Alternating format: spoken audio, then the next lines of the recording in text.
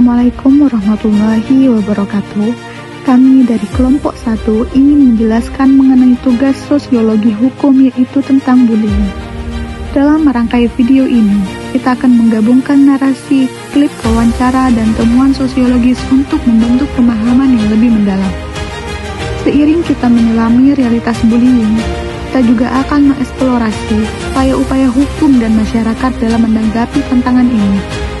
Tujuan akhirnya adalah menghasilkan karya yang tidak hanya mengedukasi, tetapi juga menginspirasi perubahan. Melalui pencerahan ini, kita berharap dapat merangsang pemikiran konstruktif dan mendorong tindakan yang lebih baik dalam melawan bullying dari sudut pandang sosiologi hukum.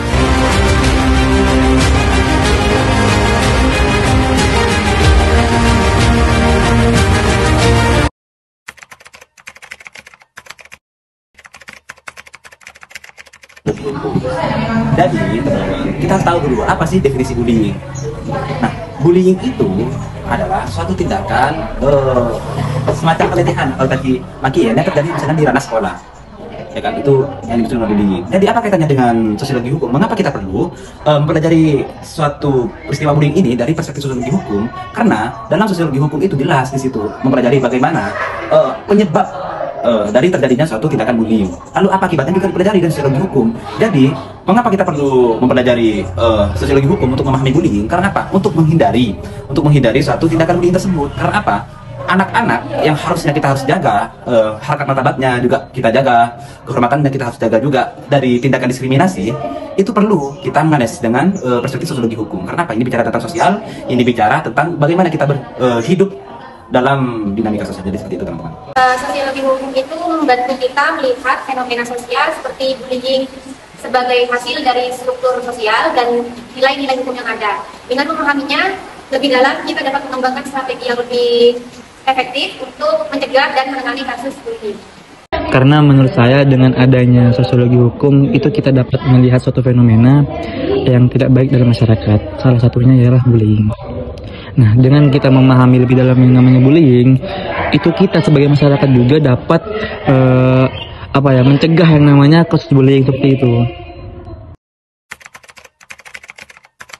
Faktor bullying.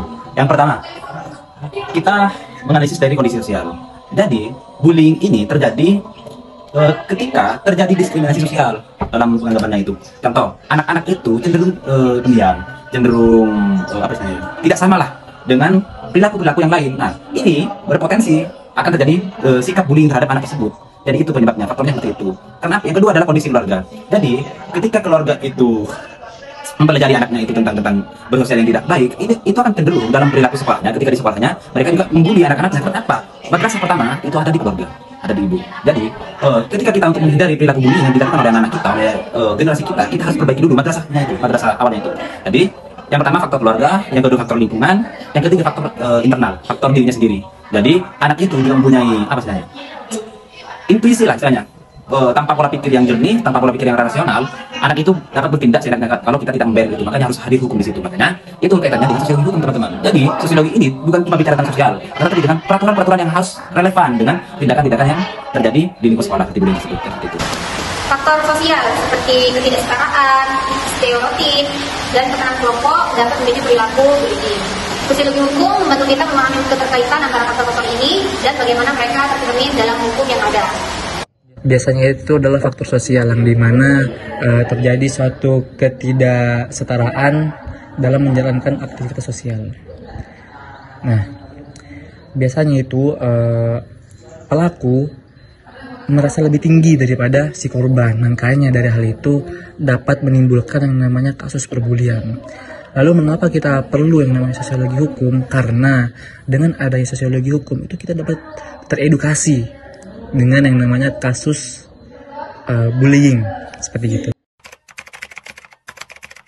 Jadi gini, tentunya peran ilmu pengetahuan sosiologi hukum itu berperan penting teman-teman untuk memahami perilaku bullying ini. Yang pertama, di sosiologi hukum kita diajari tentang penyebab. Nah, penyebab suatu tindakan yang deviatif lah terhadap tindakan sosial, terhadap realitas sosial. Jadi di dalam sosiologi hukum cuma bukan bicara tentang kehidupan bersosial teman-teman, akan tetapi juga ada tantangan, ada penyebab dan juga ada akibat. Jadi di situ dengan segala kompleksitas yang ada di ilmu sosiologi hukum tentunya sangat membantu kita dalam memahami perilaku bullying. Apalagi perilaku bullying adalah salah satu sampel dari bentuk deviasi sosial sebenarnya teman-teman. Jadi dalam perilaku bullying ini kita memahami perilaku bullying dalam perspektif sosiologi hukum tentunya udah cukup baik udah menurut saya. Kenapa? Dalam sosiologi hukum itu udah cukup holistis, cukup komprehensif dan cukup kolektif lah. Kalau kita untuk memahami hanya tindakan bullying, jadi gitu.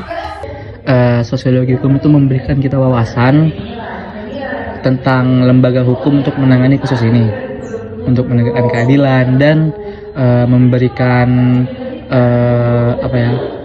memberikan penanganan yang tepat kepada korban kasus bullying, seperti gitu. Studi kasus tentang dampak hukum pada kasus bullying memberikan wawasan tentang bagaimana lembaga menangani pelanggaran ini, menegakkan keadilan dan memberikan perlindungan kepada korban. Ini membuktikan pentingnya memiliki kerangka hukum yang kuat dan melindungi masyarakat dari dampak negatif bullying. Baik, berarti ini dapat kita simpulkan bahwa dengan memahami bullying dari perspektif sosiologi hukum, kita dapat melihat sebagai hasil dari struktur sosial dan nilai-nilai hukum yang ada. Ini membantu pengembangan strategi efektif untuk mencegah dan menangani kasus bullying. Nah, jadi faktor sosial seperti ketidaksetaraan dan tekanan kelompok dapat memicu perilaku bullying. Sosiologi hukum membantu kita memahami keterkaitan antara faktor-faktor ini dan bagaimana mereka tercermin dalam hukum yang ada. Peran masyarakat dan pendidikan sangat penting dalam pencegahan bullying. Kampanye sosial, pelibatan komunitas, dan pendekatan pendidikan yang holistik dapat menciptakan budaya yang tidak mentolerir bullying, melibatkan seluruh masyarakat dalam upaya bersama menciptakan lingkungan yang aman dan mendukung. Baik, ini sekian dari kelompok kami. Saya Arsanul Khalikin dengan NPM 721412237 dan ini kelompok saya. Saya Siti Latremani, NPM 721412223. Sekian, terima kasih.